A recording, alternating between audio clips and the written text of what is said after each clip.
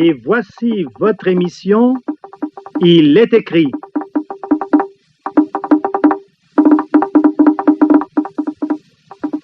Une analyse des tendances, des faits, des événements de notre époque à la lumière des Saintes Écritures.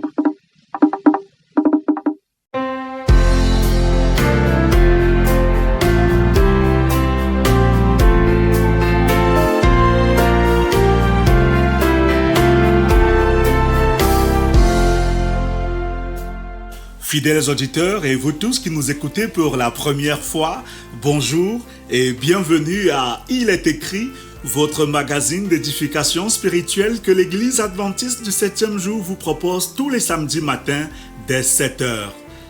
Lionel Simo dirige la partie artistique, Madeleine Sangou est aussi là avec sa chemise de conseil santé, Emmanuel et Marcel Milon gèrent la logistique. Je suis Clovis Sutien-Faupas et ce matin, je vous propose de lancer notre programme avec cette chanson qui nous invite à la louange. Mes chers amis, où que vous soyez maintenant, installez-vous confortablement avec cette mélodie. Je te loue. Oh Seigneur, je te loue car c'est grâce à toi que je n'ai pas faim, que je n'ai pas froid. Je veux chanter et danser, exprimer ma joie. Je te loue, mon Seigneur. C'est pour la vie que je voudrais te remercier, t'adorer, te célébrer. Cette musique qui vibre dans tout mon cœur. Veux te dire merci, mon Seigneur. À toi la gloire et la victoire, magnificence, toute puissance et le pouvoir. À toi l'honneur au siècle des siècles. Oh, je te loue, mon Seigneur.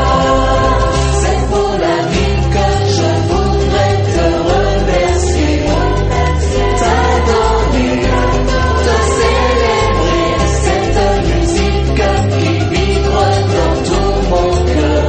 De te dire merci, mon Seigneur.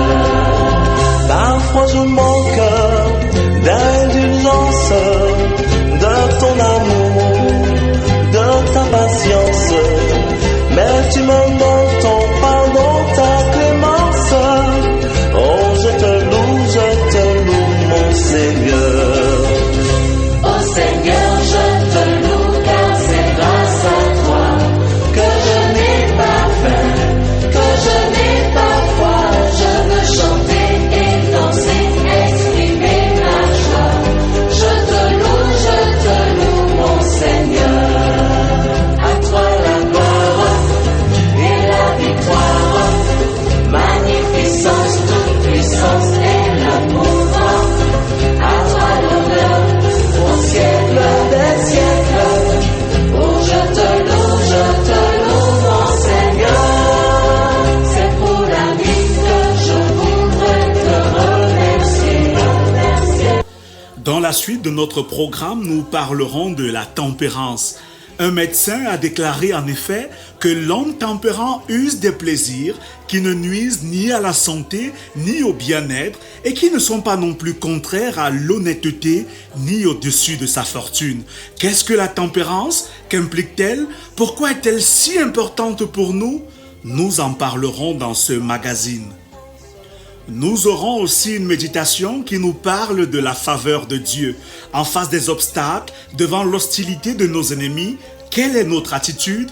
Comment pouvons-nous marcher avec assurance dans cette vie malgré les difficultés? Dans cette édition et à l'aide de la Bible, Il est écrit nous montre comment renverser les forteresses et terrasser nos ennemis, même les plus coriaces. Nous aurons également une nouvelle rubrique qui fait le point sur le thème développé dans notre guide d'études bibliques hebdomadaire. Nous finirons enfin, bien sûr, avec notre page de nouvelles pour voir comment l'Église avance ici et ailleurs. Si vous nous rejoignez maintenant, vous faites bien d'écouter Il est écrit, un magazine conçu pour votre bien-être complet, et c'est sur la 93.5 FM et c'est la CRTV, station régionale de l'Ouest. Surtout, restez des nôtres.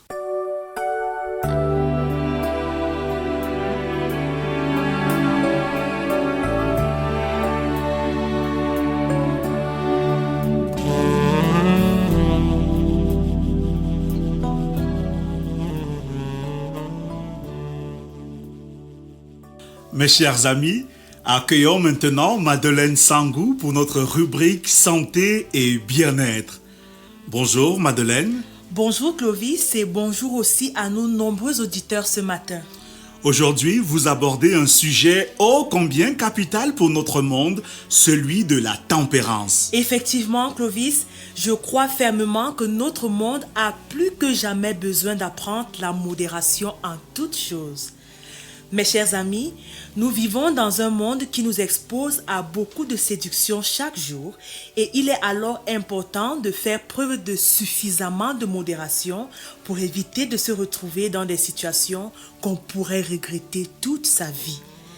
La tempérance peut être définie simplement comme la modération en toutes choses et l'abstinence des choses nuisibles à la santé. N'oublions pas que des habitudes saines et équilibrées favorisent les conditions d'une longue vie, le renforcement de la force physique, l'épanouissement sexuel et l'équilibre mental. Ce matin, nous allons nous attarder sur 3 éléments importants de la tempérance. Le premier élément, c'est l'abstinence, c'est-à-dire le fait de régler le bon usage de la nourriture selon la raison. L'abstinence modère le plaisir immodéré de la table. Il s'agit de manger pour vivre et non pas l'inverse. C'est une modération de la nourriture selon les circonstances et les personnes, la quantité, la qualité, le temps, le choix des plats, la manière de manger. Par exemple, prendre ses repas à des heures fixes, ne pas manger uniquement ce que l'on aime, ne pas choisir le meilleur morceau, éviter de grignoter entre les repas. Mes chers amis, Dieu s'intéresse aussi à nos habitudes dans le manger. Voilà pourquoi sa parole nous rappelle dans le livre de 1 Corinthiens chapitre 10 au verset 31. Soit donc que vous mangiez, soit que vous buviez, soit que vous fassiez quelque autre chose, faites tout pour la gloire de Dieu. Le deuxième élément de la tempérance, c'est la sobriété. Le mot sobriété peut indiquer la mesure, la modération ou encore la retenue.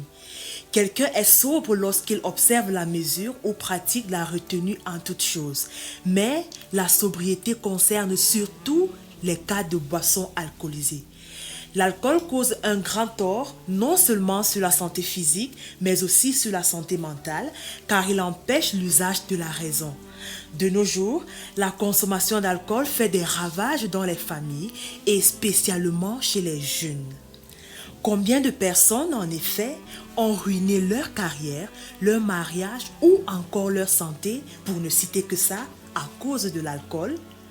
Dans le livre de 1 Corinthiens, chapitre 3, au verset 16, la Bible nous avertit en ces termes. « Ne savez-vous pas que vous êtes le temple de Dieu et que l'Esprit de Dieu habite en vous? Si quelqu'un détruit le temple de Dieu, Dieu le détruira, car le temple de Dieu est saint et c'est ce que vous êtes. » L'alcool conduit aussi à l'absence de pudeur et d'honneur, qui sont pourtant des conditions nécessaires à la pratique de la tempérance.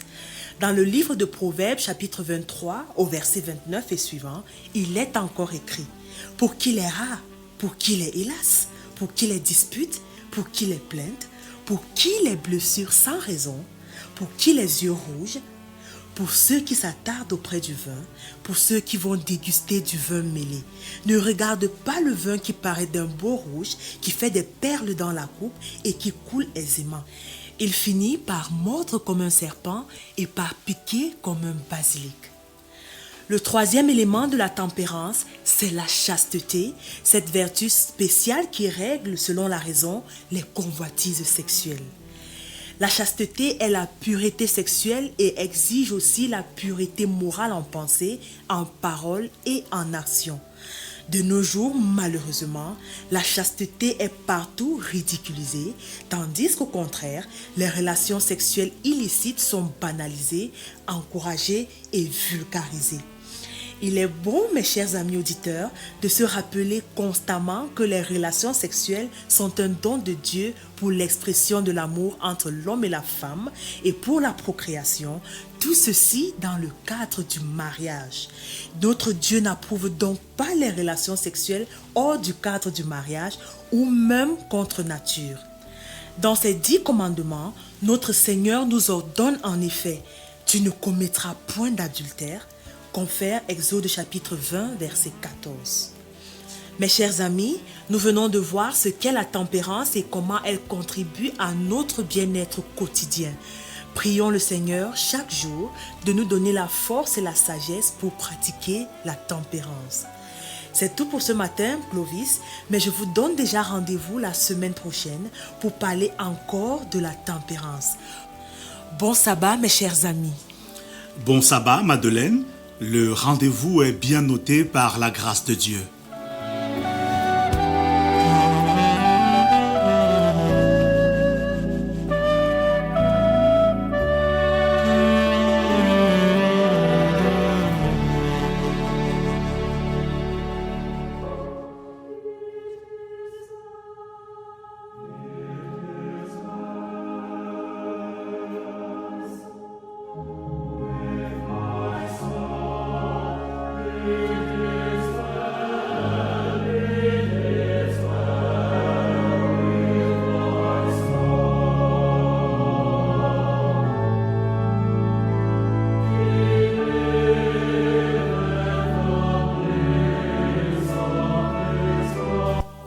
Mes chers amis, Joel Osteen a écrit que la faveur de Dieu est la clé pour débloquer les portes de la bénédiction et du succès dans notre vie.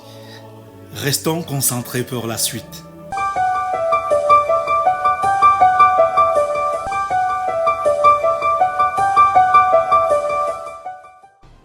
Assalamu alaikum.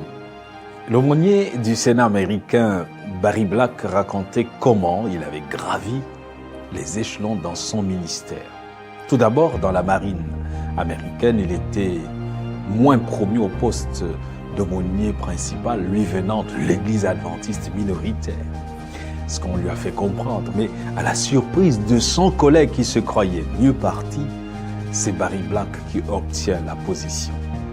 Après avoir manqué Barry Black au téléphone, il lui laisse un message vocal. « S'il te plaît, la prochaine fois où tu vas causer avec Dieu, parle-lui de moi. » Dieu n'avait pas fini avec son serviteur.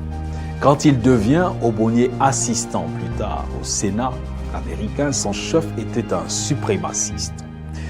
Le jour où Barry Black prenait service, il s'est présenté à son secrétariat. L'assistante lui a fait comprendre que son cas était lourd. Comment peut-il être un noir et avoir un nom qui signifie noir? You're black and your name is black. Ah, ce sera dur devant. Il n'a pas fallu beaucoup de temps pour que l'homme de Dieu réalise que son nouveau chef était méprisant. Mais Barry Black n'a pas vu cette hostilité comme un obstacle. Au contraire, il a beaucoup prié pour son chef, il a manifesté beaucoup d'amour pour lui. Il allait au-devant de ce qui était exigé de lui, il allait au-delà même. Et chaque matin, il s'arrangeait à venir plus tôt que son chef au bureau et lui souhaitait bonne journée. Avant qu'il ne descende prendre son déjeuner, Barry Black se tenait sur son chemin pour lui souhaiter un bon appétit chef. Tous les soirs, avant qu'il ne rentre, Barry Black s'arrangeait à se tenir sur sa route et à lui souhaiter un bon retour à la maison. Il le faisait chaque jour et au bout de quelques mois, le monsieur n'en pouvait plus. Il convoque Barry Black à son bureau. Quand ce dernier arrive, son chef avait la tête baissée pendant quelques secondes. Ce qui a apparu une éternité à Barry Black. Que se passe-t-il, se demandait Barry Black. Finalement, son chef relève la tête, comme dépassé. Il lui confesse, à son cœur défendant, « Je ne sais pas pourquoi je vous aime. » Mais dans son cœur, Barry Black savait pourquoi il avait semé l'amour. Il ne pouvait que récolter l'amour. Et vous savez quoi? Lorsque le moment de la retraite de cet homme réputé raciste avait sonné, il avait fortement recommandé Barry Black pour le remplacer. Et à ce jour, il est l'aumônier du Sénat américain. Dieu lui a fait trouver faveur et grâce aux yeux même de ses ennemis. La Bible déclare que quand l'Éternel approuve les voies d'un homme, il dispose favorablement à son égard, même ses ennemis. Proverbe 16, verset 7. Celle ou celui qui prend du temps avec Dieu et qui se laisse guider par le Saint-Esprit partage la nature divine. Être participant de la nature divine est un grand privilège et c'est une immense grâce que Dieu nous fait. Marcher dans l'amour et l'humilité, je vous assure, cela fait tomber des forteresses et fait trembler l'adversaire le plus redoutable. Avant de rencontrer une autorité, priez. Avant de négocier un contrat, priez. Avant de passer un test oral, priez. Avant de demander un service ou une faveur, priez. Mais surtout, ayez de l'amour pour ceux qui vous rendent la vie difficile et enviable. Sais-tu que tu as de la faveur? Que tu as la faveur de Dieu. Quand tu le sais, rien ne te perturbe. Tu marches avec assurance sur ton chemin. Tu ne trembles pas devant de faibles mortels. Tu respectes le chef, mais tu ne trembles pas devant ses folies ou menaces parce que là-haut, dans le ciel, se trouve ton Père, le roi des rois, le Seigneur des seigneurs, qui contrôle les événements et qui les fait concourir à ton bien. Les vents sont mesurés à ta force. Est-ce que tu le sais, enfant de Dieu? Ne tremble donc pas. Comme Daniel, tu vas trouver grâce et faveur devant Dieu et devant les hommes si tu t'accroches fermement à Dieu. Cette parole est vraie dans ma vie, dans la vie de Daniel et ses 3 compagnons de captivité. Subtilement, mais alors astucieusement, Nabuchodonosor ou encore Nebuchadnezzar voulaient changer la mentalité de ces jeunes Hébreux et les soumettre aux dieux babyloniens. Au tout début de sa captivité, Daniel a été introduit dans la salle de banquet de Babylone pour manger à la table du roi dressée en l'honneur de Bel-Marduk, le principal dieu babylonien. S'agissait-il d'un banquet de victoire célébrant le triomphe de Babylone sur Jérusalem? Manifestement, la nourriture du festin avait été offerte aux idoles. En manger reviendrait à accepter l'idolâtrie, à reconnaître la supériorité des dieux babyloniens sur son Dieu, le seul vrai Dieu. Bien plus, certains aliments étaient impurs, ainsi qu'on le trouve dans Lévitique chapitre 11. Alors Daniel 1, versets 8 à 9 nous dit « Daniel résolut » écoutez bien, Daniel résolut de ne pas se souiller par les mets du roi et par le vin dont le roi buvait. Et il pria le chef des eunuques de ne pas l'obliger à se souiller.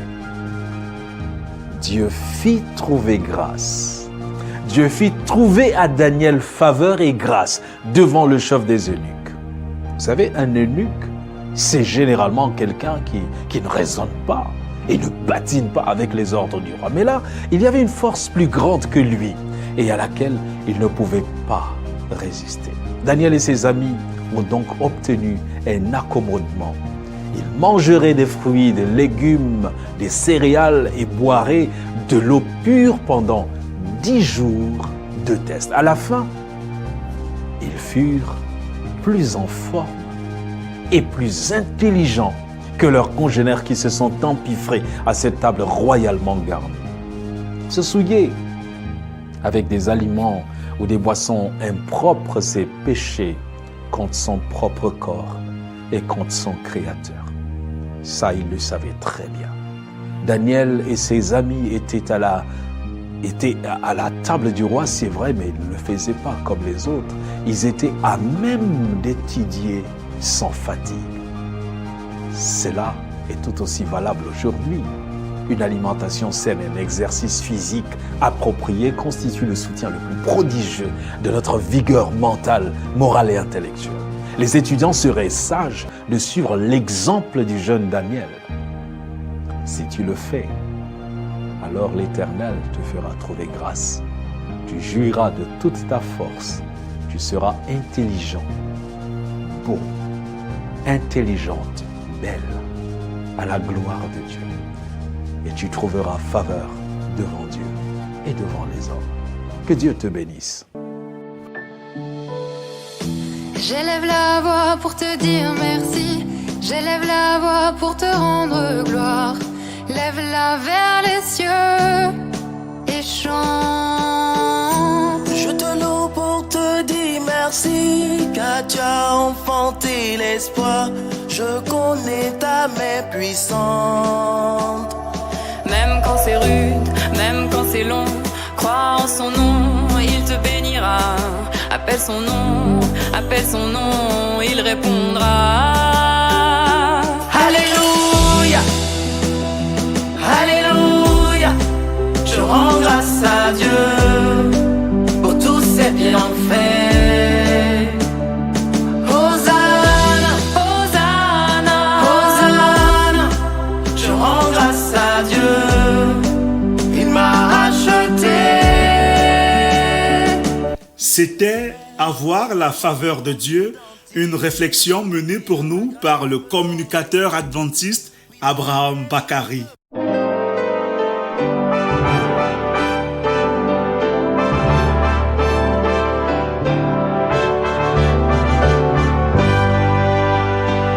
Madame, Monsieur, accueillons maintenant dans ce studio Nicanor Vongele, celui qui va animer notre nouvelle rubrique consacrée à notre guide d'études bibliques hebdomadaire. Bonjour mon cher Nicanor. Bonjour Clovis et bonjour à nos chers et fidèles auditeurs. Dans le cadre de l'étude systématique de la Bible, les adventistes chaque trimestre étudient dans ce livre merveilleux un thème découpé en 13 grandes leçons, elles-mêmes segmentées en petites leçons pour chaque jour de la semaine. Et nous sommes bien dans la leçon 2 pour ce trimestre. Effectivement, la leçon 2 de ce trimestre a pour sous-titre le buisson à Adam. L'Éternel dit, « J'ai vu la souffrance de mon peuple qui est en Égypte, et j'ai entendu les cris que lui font pousser ses oppresseurs, car je connais ses douleurs. Je suis descendu pour le délivrer de la main des Égyptiens, et pour le faire monter de ce pays dans un bon et vaste pays, dans un pays où coule le lait et le miel. » Ces écrits sont tirés du livre d'Exode, le chapitre 3, le verset 7 et 8. Le Tout-Puissant aurait pu faire monter Moïse comme Pharaon en Égypte et celui-ci aurait laissé son peuple partir de manière aisée. Mais il a voulu montrer non seulement aux Égyptiens, mais aussi aux Israélites sa toute-puissance ainsi que sa patience envers ces derniers dans le désert. En se révélant à Moïse sous le buisson Adam, Dieu se présente à lui comme le Dieu d'Abraham, d'Isaac et de Jacob. C'est lorsqu'il était âgé environ de 80 ans, c'est-à-dire 40 ans après sa fuite, que Dieu s'est révélé à lui pour la mission. Ceci met en exergue l'un des traits qui caractérisent notre Créateur, à savoir le temps. Le temps de Dieu. Son temps n'est pas celui des hommes. Il agit en son temps et son temps est toujours le meilleur. En voulant savoir davantage sur la personne qui lui parlait, Dieu a répondu à Moïse, « Je suis qui je suis ». Cette réponse de l'Éternel traduit son omnipotence, son omniscience, mais davantage son omniprésence. Vu qu'il est partout à la fois, il lui a promis d'être avec lui. « Je serai avec toi ». Malgré les assurances données à ce serviteur, l'on constate qu'il a toujours voulu se soustraire de cette mission en trouvant plusieurs excuses dont la première était relative au choix de sa personne. Qui suis-je? Cette question traduit une indication de son caractère, de son humilité, de son sentiment d'être indigne et même son inquiétude à effectuer cette noble tâche. Mais Dieu l'a rassuré d'être avec lui. Après, il demande à Dieu, « Qui es-tu » L'on a commencé par cette réponse où Dieu se révèle à lui. Puis, il s'interroge, « Et s'il ne me croit pas ?» Dieu lui a montré les miracles qu'il accomplira. La quatrième objection est « Je ne suis pas éloquent ». Mais Dieu a mis Aaron au devant de lui. L'on doit retenir en définitive que Dieu ne peut appeler une personne pour une mission sans se rassurer de la réussite de celle-ci. Ainsi, il met à la disposition de la personne les armes et atouts nécessaires pour son accomplissement. il ne reste qu'à celui qui est appelé à répondre présent et d'aller en toute confiance effectuer cette tâche. Bonne étude et bon sabbat et à sabbat prochain s'il plaît à Dieu. Bon sabbat, mon cher Nicanor. Je voudrais rappeler à nos amis auditeurs qu'il vous est possible de recevoir le guide d'études bibliques de ce trimestre consacré au grand thème de l'Exode dans l'Ancien Testament. Écrivez-nous simplement par WhatsApp au 699 85 85 69 ou encore au 655 27 16 86. Chers amis, voici à présent nos nouvelles.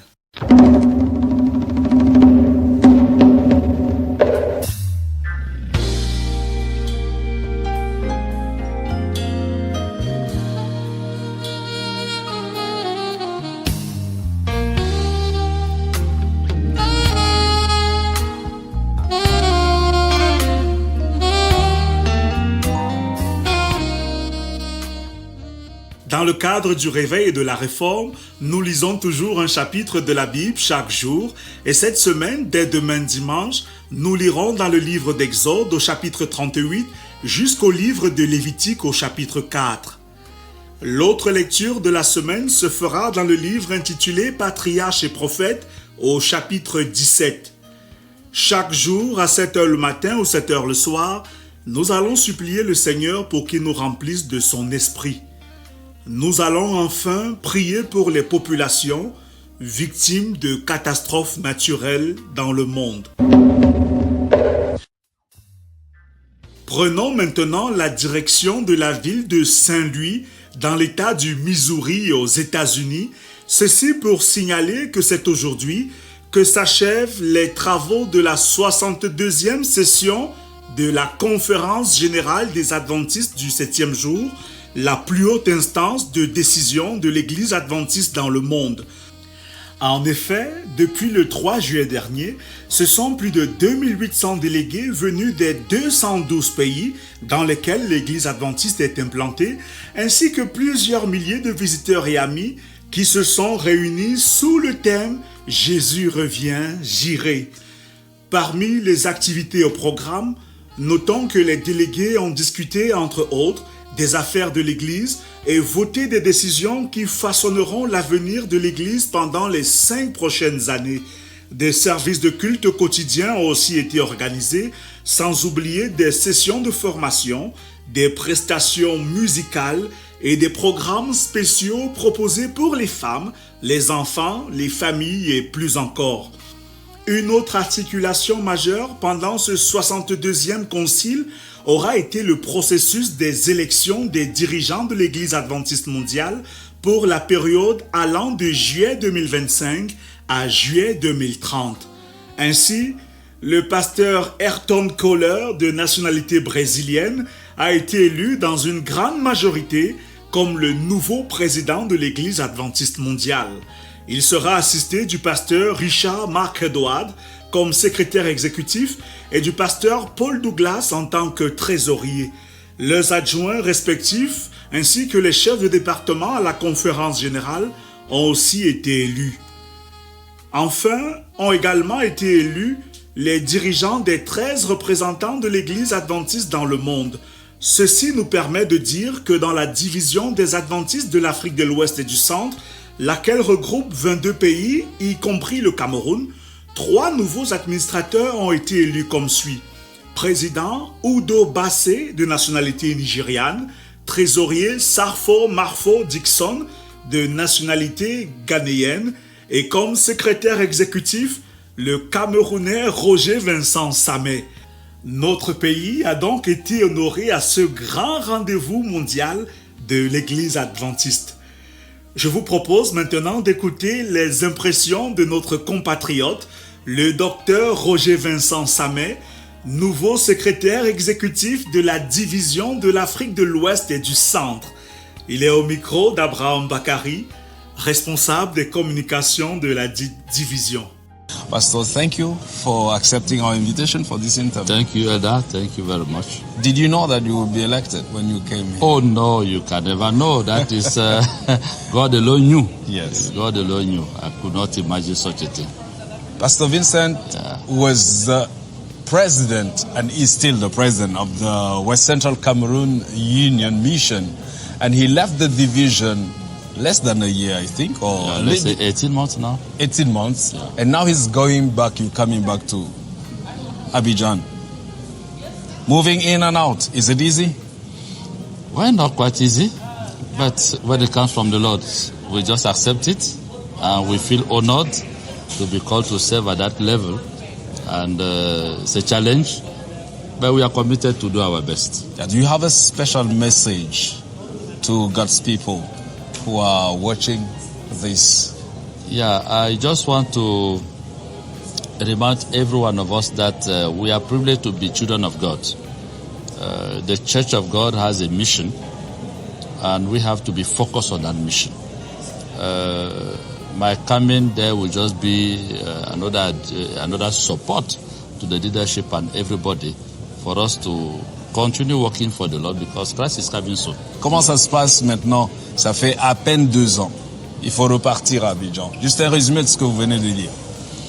Bon, je mets tout cela dans le compte des voies de l'Éternel. Je me sens honoré d'être appelé une fois de plus à servir au niveau de la division. Et je crois que la mission que j'ai, c'est tout simplement d'appuyer l'effort missionnaire de l'Église de Dieu. Parce que nous existons pour une raison, c'est de préparer le monde à rencontrer Jésus bientôt. Et c'est un plaisir pour moi de travailler une fois de plus auprès de certains que j'ai connus. Il y a de nouvelles personnes. C'était le pasteur Roger Vincent Samet, nouveau secrétaire exécutif de la division de l'Afrique de l'Ouest et du Centre. Une note triste maintenant, c'est jeudi dernier dans la ville de Kumba qu'a été inhumée maman Angie Catherine, décédée le mois dernier des suites de maladie. La défunte était une femme de cœur, mais aussi de foi, puisque jusqu'au bout elle a placé son espérance en Jésus-Christ et en la résurrection des justes. Feu maman Angie Catherine était aussi la mère de notre sœur Eyon Angie Merci, membre de la communauté adventiste de Fumbot dans la région de l'Ouest. À toute la grande famille, si durement affligée, l'équipe d'Il est écrit prie pour que le Seigneur apporte dans tous les cœurs sa paix et sa consolation.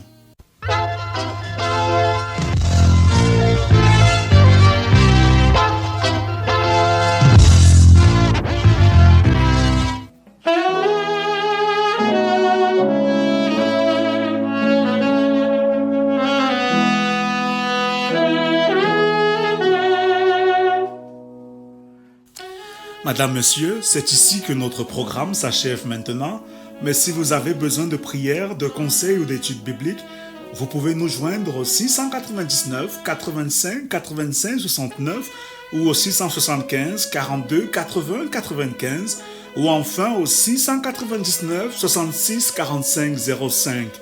Merci à la grande équipe de la CRTV Ouest pour la mise en onde de ce magazine semaine après semaine.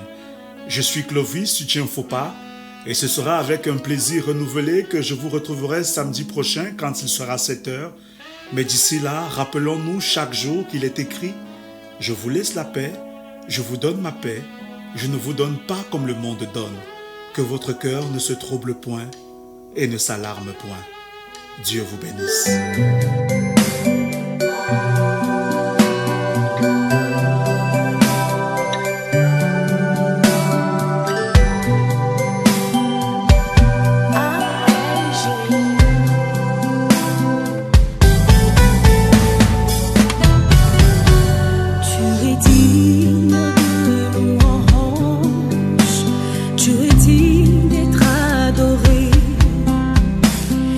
Tu es le roi des rois.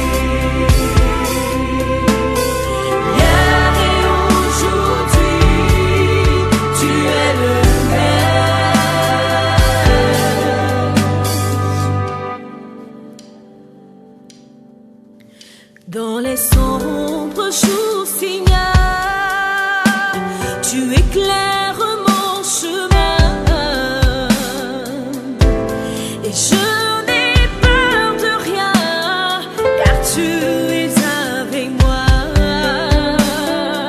Oui, je veux t'adorer, élever ton nom. Je veux proclamer ta grandeur, car tu es fidèle. Tu es Dieu, tu es le seul. L'univers tout entier te magnifie. Prince de paix, source de vie.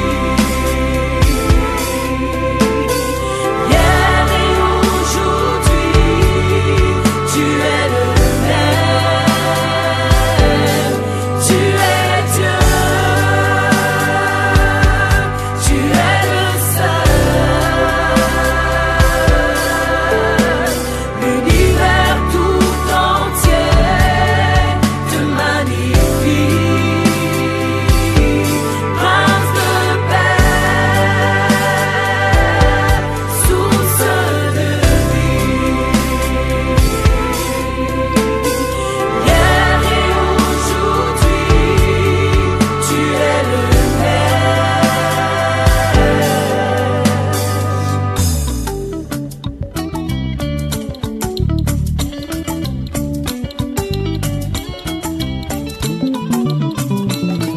Toi qui lis dans mon cœur, oh Seigneur,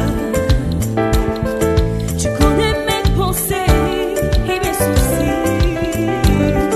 Je veux rester en toi, mon bonheur est dans tes bras. Conduis mes pas pour vivre avec toi. Je veux contempler les merveilles de tes mains. Oh oui, je veux savourer les délices de ton amour. Je ne crains pas le danger, car tu es avec moi. Du fond de l'abîme où j'étais, tu m'as relevé, Jésus. Je veux contempler les merveilles de tes mains. Oh oui, je veux savourer les délices de ton amour. Je ne crains pas le danger, car tu es avec moi. Du fond de l'abîme où j'étais, tu m'as relevé, Jésus. Tu es éternel, je vois tu es éternel. Tu es tout puissant, Yahweh, tu es tout puissant. Je veux te magnifier, élever ton seul nom, car tu es celui qui a conquis toutes ces promesses.